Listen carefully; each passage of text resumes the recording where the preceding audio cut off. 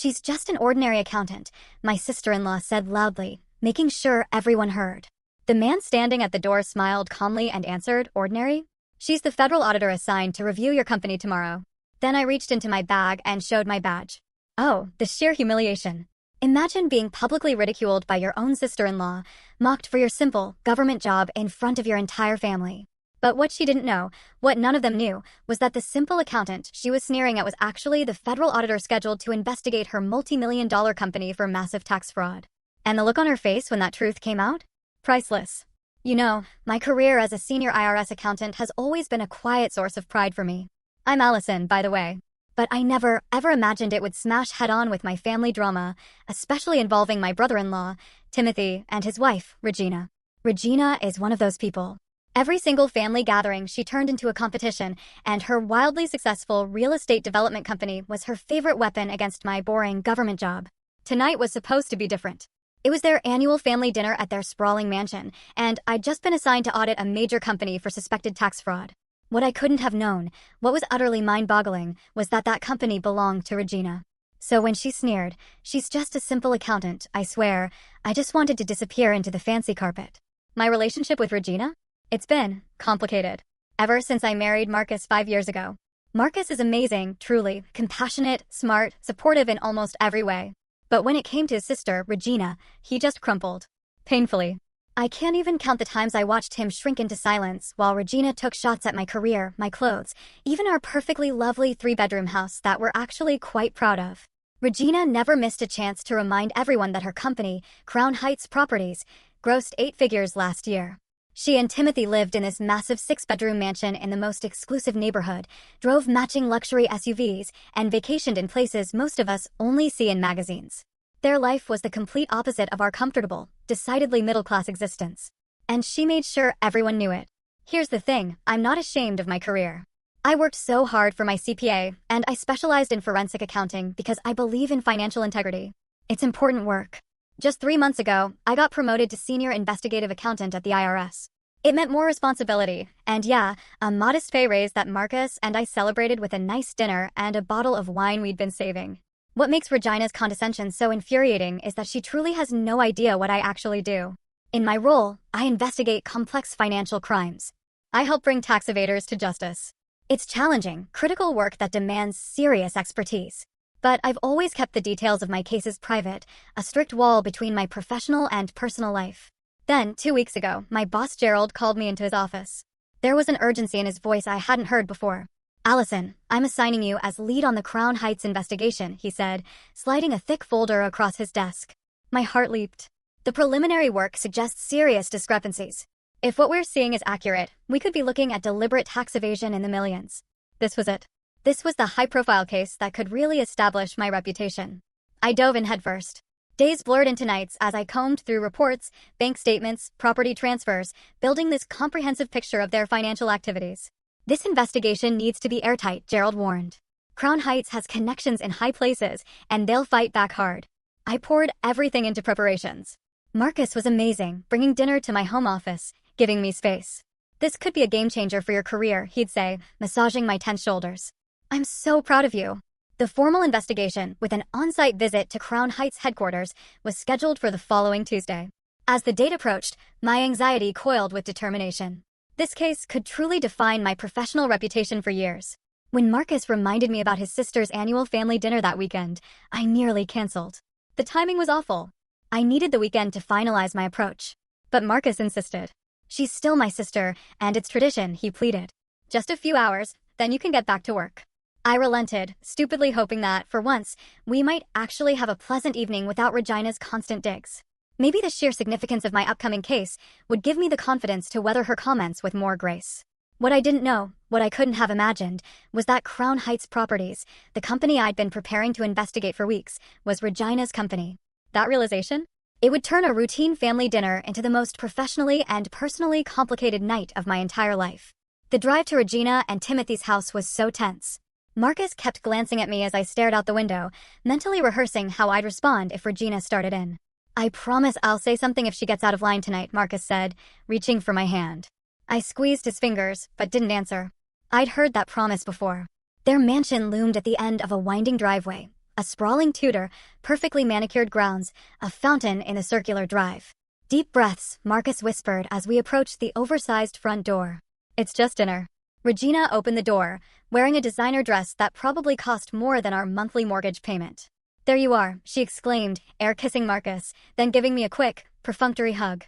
Everyone's already here. Come in, come in. The foyer opened to a two-story great room.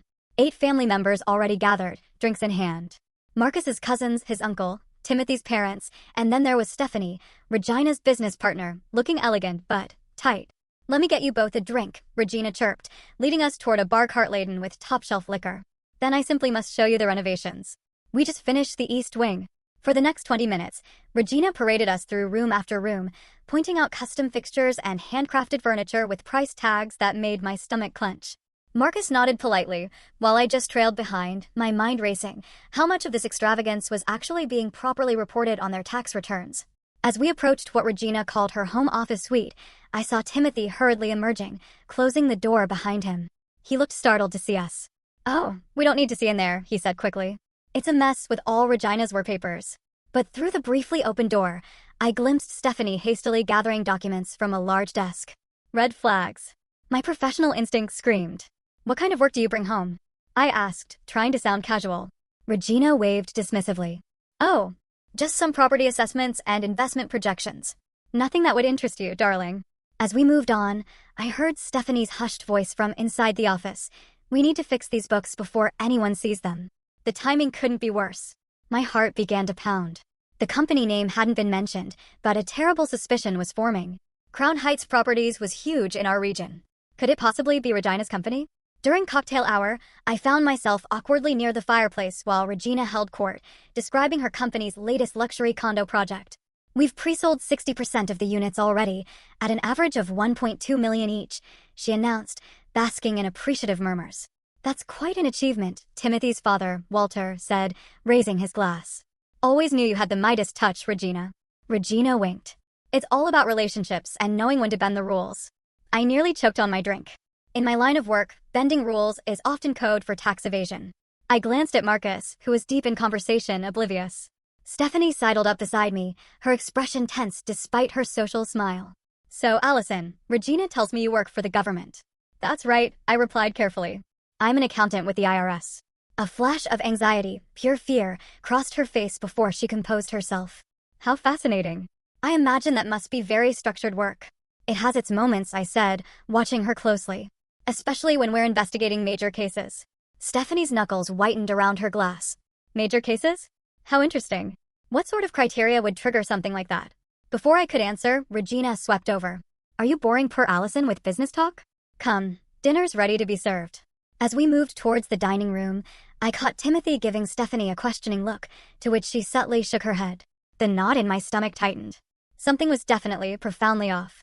The dining table was a showpiece of Regina's wealth, fine china, crystal, silver, elaborate flowers.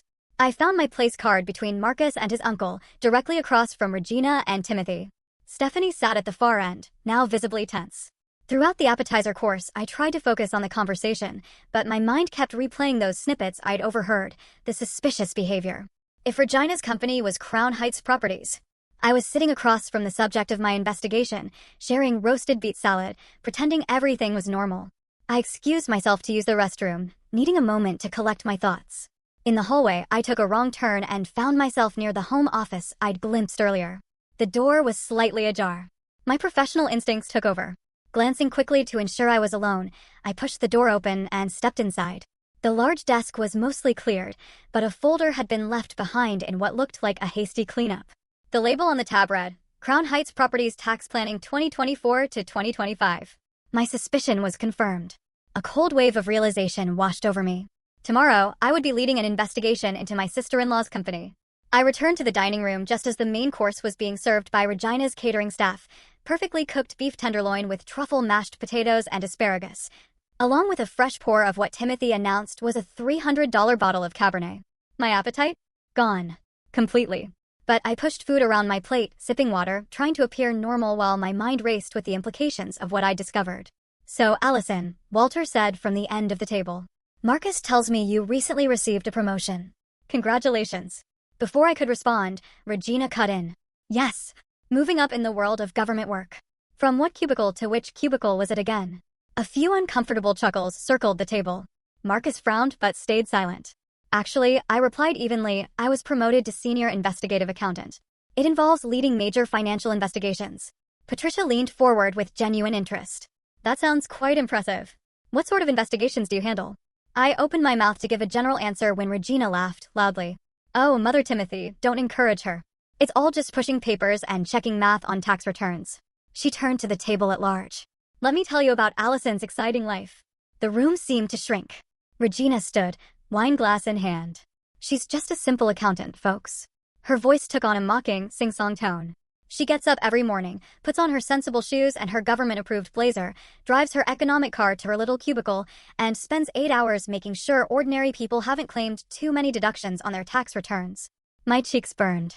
Regina continued, gesturing dramatically. While some of us are closing multi-million-dollar deals and creating actual value in the economy, Allison is making sure some poor teacher didn't write off too many classroom supplies. She raised her glass. To the exciting life of government work. The table erupted in laughter. Even Marcus, after an initial hesitation, chuckled along, shooting me an apologetic look that did absolutely nothing to ease the humiliation burning through me. Regina, Timothy said weakly. Perhaps that's enough. Oh, please. She knows I'm just having fun, Regina replied, waving away his concern. Allison understands that not everyone can be a business success. Someone has to do the boring jobs, right, Allison? I sat frozen, my hands clenched in my lap under the table. Memories of similar moments flooded back. Regina at my wedding reception, wondering if we could afford a honeymoon on government cheese. Regina at last year's Thanksgiving, suggesting my practical gift of books for her children showed a typical government worker's thriftiness. Regina at every family gathering, finding new ways to diminish my career while elevating her own. Actually, I finally managed to say, my voice smaller than I intended. My work is quite complex and important to ensuring our tax system functions fairly. Of course it is, sweetie, Regina replied, with a condescending tone one might use with a child. We're all very impressed with your adding and subtracting. More laughter rippled around the table. I glanced at Marcus, silently pleading for support. He was studying his plate intently, a weak smile on his face. Excuse me, I murmured, standing so quickly my chair nearly toppled. I need some air. I hurried from the dining room, bypassing the powder room and heading straight for the guest bathroom at the far end of the hallway, where I could have some privacy. Locking the door behind me, I leaned against the sink and finally let the tears come, hot, humiliating tears. The bathroom was absurdly luxurious, with marble countertops and gold fixtures. Even here, I couldn't escape Regina's success and her disdain for my choices. As I dabbed at my eyes with a monogrammed hand towel, something on the counter caught my attention. A stack of papers had been hastily shoved behind a decorative vase, as if someone had been reviewing them in private and stashed them when interrupted. The top page bore the Crown Heights Properties logo and what appeared to be financial projections for the upcoming quarter. With trembling hands, I lifted the papers. These weren't just any financial documents. They were internal projections showing significantly higher revenue figures than what appeared in the preliminary tax filings I'd reviewed at work. One page detailed what could only be described as a dual bookkeeping system, with columns labeled reported and actual. This was evidence of exactly the kind of fraud I was tasked with investigating, and it had fallen right into my lap in my sister-in-law's guest bathroom on the eve of my formal investigation. My tears dried instantly, replaced by a cold, professional focus. This was no longer just about Regina's cruelty or my hurt feelings. This was potential criminal activity. I quickly took photos of several pages with my phone, then carefully replaced the documents exactly as I'd found them. When I returned to the table, dessert was being served, an elaborate chocolate creation that probably cost more than my weekly grocery budget. Regina barely acknowledged my return, now regaling the table with stories of her recent business trip to Tokyo. The Japanese investors were so impressed with our presentation that they committed an additional $5 million on the spot, she was saying. Of course, not everyone understands how to move in those circles. Her eyes flicked to me briefly, the implication clear. I sat silently, picking at my dessert, a strange calm replacing my earlier humiliation. I now possessed information that Regina would be horrified to know I had. But professional ethics prevented me from using it as the personal weapon it could have been. Marcus reached under the table and squeezed my hand, misinterpreting my silence as continued hurt. In reality, I was mentally cataloging everything I'd seen and heard that evening, preparing for what would now be a highly complicated investigation. As Regina finished her third glass of wine, her jabs at my career became even less subtle. You know what I find fascinating, she said, addressing the table, but looking directly at me. How some people seem content with mediocrity. No ambition to rise above pushing papers and collecting a safe little paycheck. Timothy shifted uncomfortably. Let's change the subject, shall we? Gabriel, how's that new boat working out? But Regina wasn't finished.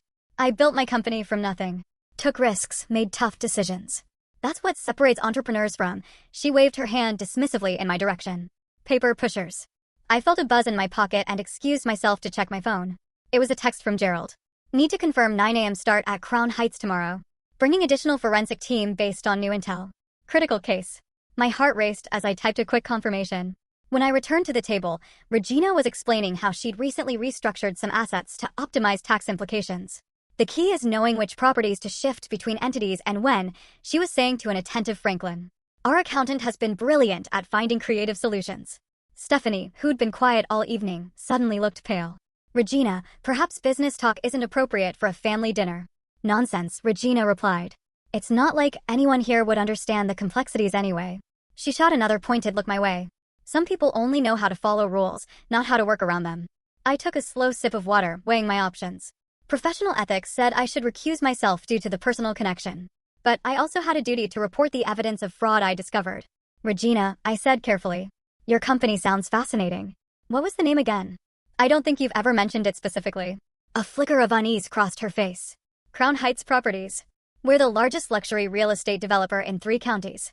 She recovered quickly, adding, not that you'd be in our target demographic, of course. The confirmation hit me like a physical blow, even though I'd already suspected it. Marcus looked over, noticing my sudden tension. Everything okay? He whispered. Fine, I replied automatically, though nothing was fine. I was sitting across from the subject of a major fraud investigation, who also happened to be my sister-in-law, who was actively mocking my profession without realizing I was about to investigate her company. My phone buzzed again. Another text from Gerald. Sending Leonard over with preliminary documents you requested. He has your address, but said you're at a family dinner. I excused myself once more, stepping into the hallway to call Gerald directly. I can't talk long, I said quietly when he answered. There's a complication with tomorrow's investigation. I'm currently at a family dinner at the home of Crown Heights owner. What? Gerald's shock was evident. Regina Blackwell is your sister-in-law? The Regina Blackwell we've been investigating for months. Yes. I didn't make the connection until tonight. She's married to my husband's brother. A long pause followed.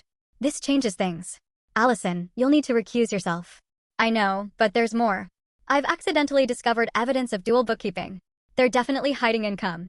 Document everything, Gerald instructed. Leonard is on his way to your location with the files you requested earlier. I'll tell him to be discreet, but we need to move forward with this investigation immediately. When I returned to the table, dessert was finishing. Regina had moved on to making veiled comments about government inefficiency. The problem with bureaucrats, she was saying, is they have no understanding of how business actually works. They just blindly follow regulations created by other bureaucrats. Marcus caught my eye, finally seeming to realize how inappropriate his sister's behavior had become. Regina, that's enough. Allison's work is important and challenging. Oh, please. Regina laughed dismissively. She pushes papers all day. Those who can do, those who can't work for the government. More laughter around the table, though it seemed less enthusiastic now, with several guests looking uncomfortable.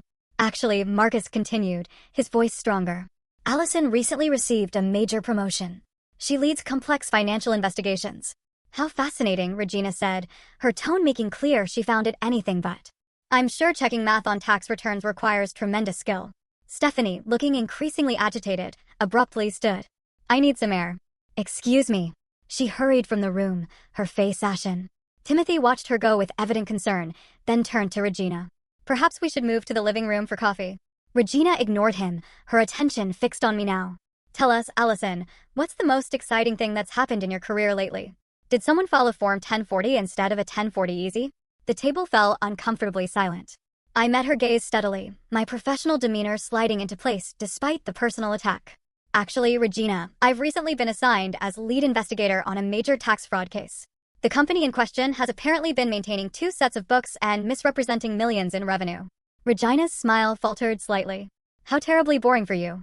Then the doorbell rang. Its chime echoed through the suddenly silent dining room. Who could that be? Timothy wondered aloud, half rising.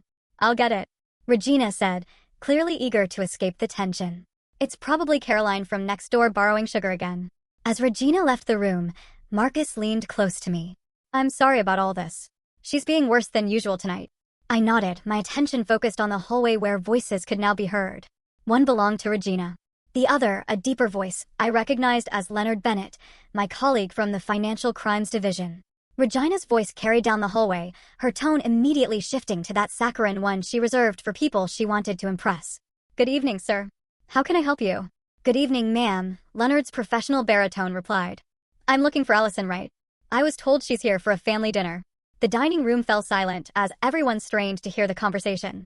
I sat frozen, knowing what was about to unfold, but powerless to stop it. "Allison." Regina's voice took on a dismissive edge. "What business do you have with her?" "I have urgent documents she needs to review before tomorrow morning," Leonard explained. "It's regarding a federal investigation." I could picture Regina's patronizing smile, the one she always wore when discussing my career. Timothy half rose from his seat, looking concerned. "She's just a simple accountant," Regina said, her voice now clearly audible to everyone at the table. "Whatever government paperwork you have can surely wait until Monday." There was a pause, and I knew without seeing that Leonard would be standing straighter, his expression shifting to what we in the office called his federal face. "Simple." Leonard's voice was calm, but it carried a weight of authority that silenced the room. "She's the federal auditor scheduled to investigate your company tomorrow. And based on our preliminary findings, Mrs. Blackwell, you should be very concerned." The silence that followed was absolute. I could hear the ticking of the ornate grandfather clock in the hallway and a soft gasp from Stephanie at the end of the table. Regina appeared in the dining room doorway, her face drained of color. Leonard stood behind her with a leather portfolio tucked under his arm. Her eyes found mine, widening with a mixture of shock, confusion, and the first flickers of fear. "What is he talking about, Allison?" Her voice had lost its usual confident edge. I stood slowly, smoothing my napkin on the table. "Leonard, I didn't expect you to come here. I thought we were meeting tomorrow." Leonard stepped around a still-frozen Regina. "Gerald thought you should see these tonight. The situation has escalated." He handed me the portfolio, his expression grave. "We've received additional documentation from a whistleblower at Crown Heights that confirms our suspicions. The investigation has been upgraded to include potential money laundering." Timothy knocked over his wine glass, sending red liquid spreading across the white tablecloth. "Money laundering? Regina? What the hell is going on?" Stephanie suddenly stood, wobbling slightly. "I need to. I don't feel well." She rushed from the room, hand over her mouth. Regina remained in the doorway, her usual poise completely shattered. "This is ridiculous. There must be some mistake." She turned to me, her expression hardening. "Is this some kind of twisted revenge for a few harmless jokes, Allison?" The accusation stung, but I maintained my professional composure. "This investigation has been ongoing for months, Regina. I only realized tonight that Crown Heights was your company." I opened the portfolio, scanning the documents inside. "And based on what I'm seeing here, and what I accidentally discovered in your guest bathroom," my voice dropped, "the concerns appear to be valid." "You went through my personal papers?" Regina's voice rose shrilly. "They were left out in plain sight," I replied calmly. "And as a federal agent who has reasonable suspicion of tax fraud, I had both the right and obligation to note their contents." Marcus stood beside me, his face a mask of confusion. "Allison, what's happening? Are you really investigating Regina's company?" "I was assigned a case 2 weeks ago," I explained. "I had no idea it was Regina's company until tonight." Timothy approached his wife, his face ashen. "Regina, tell me this isn't true. Tell me you haven't been cooking the books." Regina's shock was rapidly transforming into calculated damage control. "It's all a misunderstanding," she said, her voice steadying. "Our accounting is complex, but completely legal. Franklin handles all the details." "Franklin Mercer?" Leonard asked sharply. "We've already interviewed Mr. Mercer this afternoon. He's been quite forthcoming about the creative accounting he was instructed to implement." Regina's composure crumbled entirely. "He wouldn't dare. I paid him well to ensure everything was properly managed. To commit fraud on your behalf," I corrected quietly, still reviewing the damning documents Leonard had brought. Bank statements showing deposits that never appeared in tax filings, property transfers between shell companies designed to hide assets, emails from Regina explicitly instructing Franklin to make the numbers work regardless of reality. The family members around the table watched in stunned silence. Judith whispered frantically to Gabriel. Patricia had her hand pressed to her mouth in shock. Walter looked thunderous, his earlier pride in Regina's business acumen transformed into anger. "I think, Franklin's father," Walter said slowly, "that we should all calm down and discuss this privately." He turned to the table. "The rest of you should probably leave. This appears to be a sensitive matter." Judith and Gabriel needed no further encouragement, quickly gathering their things and making awkward goodbyes. Patricia and Walter lingered, concern for their son evident, but Timothy tersely suggested they head home. "I'll call you tomorrow," he promised, not meeting their eyes. As the other guests hurriedly departed, Timothy rounded on Regina. Tell me exactly what you've done now. Regina's eyes darted between Timothy, Leonard, and me. Then, with a sudden shift in demeanor, she laughed brittly and approached me, lowering her voice. Allison, be reasonable. We're family. Surely there's some arrangement we can come to. Her hand touched my arm. I've always admired your integrity. Perhaps you could use your position to guide us through this little misunderstanding. Leonard stepped forward. Mrs. Blackwell, are you attempting to influence a federal investigation? Because I should warn you, that would constitute an additional felony. Regina withdrew her hand as if burned. Of course not. I'm simply asking my sister-in-law for professional advice. I need to recuse myself from this case immediately, I said, addressing Leonard while stepping away from Regina. The personal connection creates a conflict of interest. Agreed, Leonard nodded. But the investigation will proceed as scheduled. I'll need to take your preliminary notes and observations now. Stephanie reappeared, her face tear-streaked. I contacted Franklin. He told them everything. Her voice broke. He told them about the offshore accounts, the false invoices, all of it. Timothy sank into a chair, his head in his hands.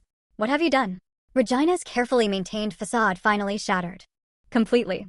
What I had to do, she shouted. Do you think all this comes easy? She gestured wildly around her lavish home. The market was crashing. We were going to lose everything.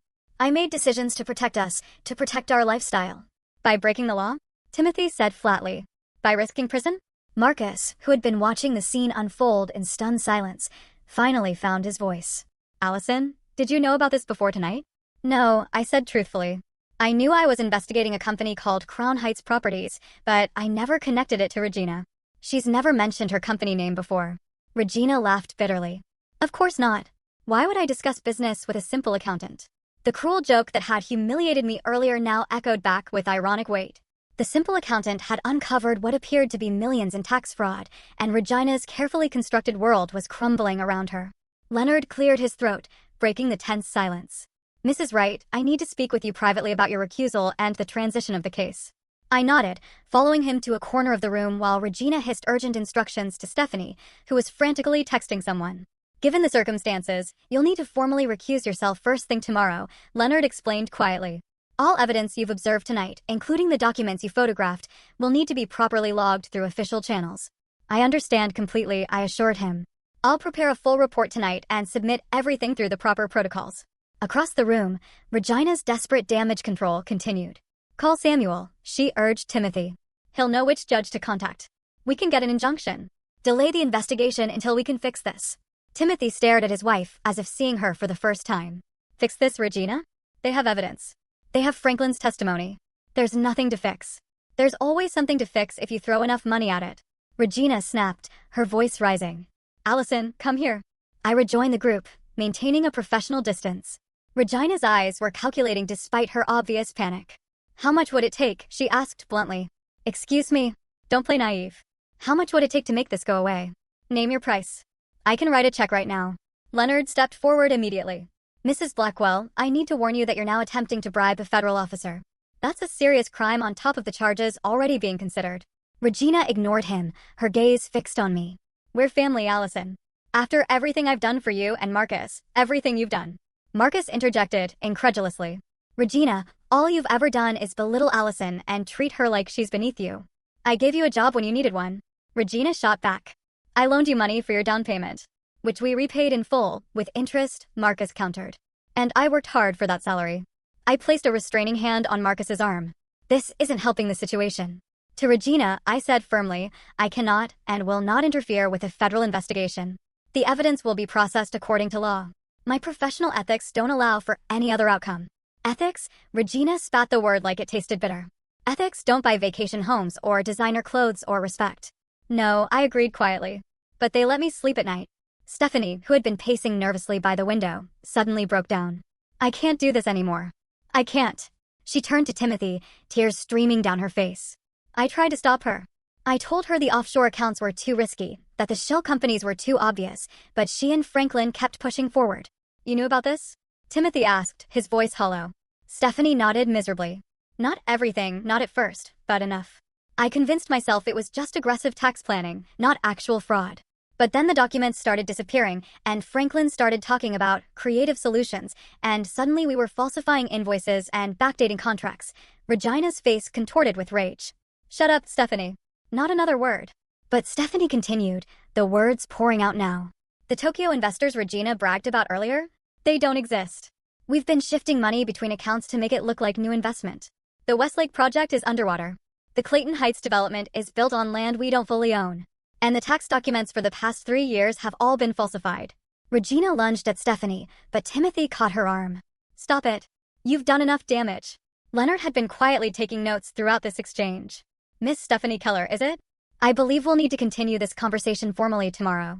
Your cooperation could be significant in determining charges. Marcus put his arm around my shoulders. I think we need to leave now. I nodded, gathering my purse and the portfolio Leonard had brought. I'll need to contact Gerald immediately and formally recuse myself from this investigation. As we prepared to leave, Regina made one last desperate attempt. Allison, please, we can work something out. I'll never say another word about your job. I'll respect your career choices. Just help me make this go away. I looked at the woman who had belittled me for years, now reduced to begging for the help of this simple accountant she'd mocked just hours earlier. I can't do that, Regina. The investigation will proceed, but with another lead agent. In the car, the silence was deafening. Marcus gripped the steering wheel so tightly his knuckles were white. I had no idea, he finally said, his voice raw. About any of it. Regina's fraud, your investigation, none of it. I know, I assured him. I didn't make the connection myself until tonight. All these years, he continued, his voice hollow. She's been looking down on you, acting superior, when she was actually a criminal. And I never stood up to her. Not really. I placed my hand on his arm. Tonight you did. Too little, too late, he shook his head in disgust. I should have shut her down years ago, the first time she made one of her snide comments. We drove in silence for several minutes before Marcus spoke again. What happens now with Regina? I'll recuse myself immediately, I explained. The case will be reassigned, probably to Monica, who has similar experience. The investigation will proceed based on evidence. And if the fraud is as extensive as it appears, Regina and possibly Stephanie will face serious charges, and Franklin the accountant is apparently already cooperating. That usually means a plea deal with reduced charges. When we arrived home, I immediately called Gerald and explained the entire, surreal situation. He agreed with my recusal and arranged for Monica to take over the case. I sent him the photos I'd taken of the documents in Regina's bathroom and promised a full written report by morning. After hanging up, I sat heavily on our living room couch, the events of the evening crashing over me. What a night, I murmured. Marcus brought me a glass of wine and sat beside me. I'm sorry, he said simply. For all of it. For not standing up to Regina all these years. For letting her treat you that way. It's not entirely your fault, I replied, though part of me had always resented his passive acceptance. Yes, it is, he insisted. She's my sister, which made it my responsibility to set boundaries. I failed you there. I leaned against his shoulder, too emotionally exhausted to argue. What do you think will happen to them? Marcus sighed deeply. Based on what Stephanie revealed, prison time seems likely. At minimum, they'll lose the business, probably most of their assets. The thought brought no satisfaction, only a complicated mixture of professional vindication and personal sadness for the family chaos that would follow. I never wanted this, I said softly. I never wanted to be the one to bring down your sister. You didn't, Marcus replied firmly. Regina brought herself down. You are just doing your job, the important, complex job she spent years mocking. The irony wasn't lost on either of us. This simple accountant had discovered what Regina's wealth and success had been built on: lies, fraud, and criminal activity. Monday morning arrived with a surreal quality. While my colleagues buzzed about the Crown Heights investigation, I sat in Gerald's office, formally signing the recusal documents. You handled this with remarkable professionalism, Allison, Gerald said, reviewing my detailed report. Lesser agents might have been tempted to use their position inappropriately, given the personal connection. Never crossed my mind, I replied honestly. The integrity of the investigation is paramount. Gerald nodded approvingly. I've assigned Monica as lead. She's been briefed on all aspects of the case, including the unusual circumstances of discovery. Monica was waiting outside Gerald's office, her expression sympathetic. Quite a family dinner you had, she commented as we walked toward the conference room. One for the record books. I agreed, wryly. Over the following weeks, the case against Crown Heights Properties unfolded with devastating thoroughness. Franklin Mercer, Regina's accountant, provided prosecutors with years of documentation detailing systematic tax evasion, falsified records, and illegal property transactions. In exchange for his cooperation, he received a reduced sentence of 2 years. Stephanie Keller also cooperated, revealing that she had objected to many of Regina's schemes, but had ultimately gone along out of loyalty and fear of losing her position. She faced lesser charges, but still significant financial penalties. The family fallout was as severe as I'd expected. Timothy filed for separation, his reputation in the business community tarnished by association. Regina was indicted on 17 counts of tax fraud, money laundering, and obstruction of justice. Crown Heights Properties was placed into receivership, its assets frozen pending the outcome of the trial. Marcus struggled with the public humiliation and his conflicted feelings about his sister, but to my surprise, he finally found his voice. When Regina called, demanding he convince me to somehow intervene, he firmly refused. "You did this to yourself," I overheard him saying on the phone. "Allison is one of the most ethical people I know, and the way you've treated her over the years was inexcusable. Even now, you're not sorry for what you did, only that you got caught." After he hung up, he looked both drained and somehow lighter. "That felt long overdue," he admitted.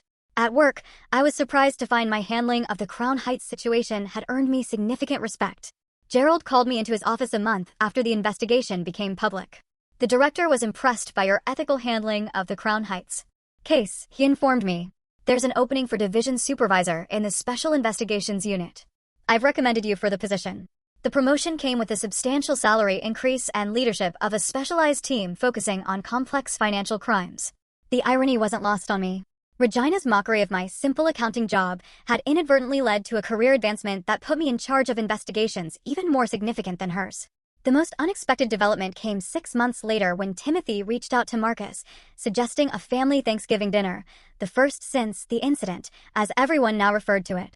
"Regina won't be there," Timothy explained when we arrived at what had once been his and Regina's mansion, now significantly downsized following asset seizures. "She's still awaiting trial, but her lawyers arranged for her to stay with her parents." The dinner was awkward at first, with Patricia and Walter clearly uncomfortable around me, but as the evening progressed, Timothy made a point of asking about my work, showing genuine interest in my recent promotion. "I owe you an apology," he said quietly while helping me clear plates from the table. "I sat through years of Regina belittling you, and I never said a word." "You weren't the only one," I replied, glancing at Marcus. Still, I knew some of what was happening with the company, not all of it, but enough that I should have asked questions. He shook his head. "I chose to look the other way because I enjoyed the lifestyle. In a sense, I'm as guilty as she is." His honesty was unexpected and appreciated. "What will you do now?" I asked. "Start over," he said simply. "With a legitimate business and a much smaller house." 2 weeks after Thanksgiving, I received a letter from Regina. I almost didn't open it, expecting more accusations or pleas for help. Instead, I found something unexpected, what appeared to be a genuine apology. "I've had a lot of time to think," she wrote. "My actions weren't just illegal. They were a betrayal of the values our parents taught us. Worst of all was how I treated you. My mockery came from my own insecurity. Deep down, I envied your integrity, the respect you earned through honest work rather than wealth and showing off. I don't expect forgiveness, but I wanted you to know that I understand now what true success looks like." "It looks like you." I shared the letter with Marcus, who read it with raised eyebrows. "Do you think she means it?" "I'm not sure," I admitted, "but it's a start." The following spring, I was invited to speak to a class of accounting students at the local university about ethics and financial investigation. Looking out at the eager faces, I shared the most important lesson from my experience. "Technical skills matter in this profession," I told them, "but integrity matters more. There will be moments in your career when doing the right thing is difficult, when personal connections conflict with professional responsibilities. In those moments, remember that your reputation and self-respect are worth more than any short-term advantage." After the lecture, a young woman approached me. "I want to work for the IRS someday in financial crimes," she said enthusiastically. "But my family keeps telling me I should go into private practice where the money is better." I smiled, recognizing a younger version of myself in her earnest expression. "The work we do ensures that everyone plays by the same rules, that the tax system that funds our schools, roads, and social safety net functions fairly. There's value in that beyond any paycheck." Back in my office, now considerably larger than the cubicle Regina had mocked, I found a notice that Regina's case had been resolved through a plea agreement. She would serve 3 years in federal prison, followed by 5 years of supervised release, and make restitution of over $12 million in back taxes and penalties. I felt no satisfaction at the news, only a complicated sadness for the family trauma her actions had caused. But I also felt something I hadn't expected, pride in my role upholding the financial integrity that keeps our system functioning. That evening, as Marcus and I celebrated my recent promotion with a dinner that, while not extravagant by Regina's standards, was perfect for us, I reflected on how differently I now viewed this simple accountant joke that had once humiliated me. "You know," I told Marcus, Raising my glass, being a simple accountant who believes in doing things right turns out to be a pretty good way to live. He clinked his glass against mine. To the not-so-simple accountant who taught us all about integrity. I hope my story resonates with some of you out there. Have you ever been underestimated or mocked for your career choice, only to be vindicated later? I genuinely love to hear your experiences in the comments below. And if you found this story meaningful, if it struck a chord, please hit that like button and subscribe to the channel. I share more stories about standing your ground and maintaining your integrity when it truly counts. Share this with someone who might need a reminder that doing the right thing matters, even when it's difficult. Thank you for listening, and remember, your worth isn't determined by others' perceptions, but by your own actions and your unwavering integrity.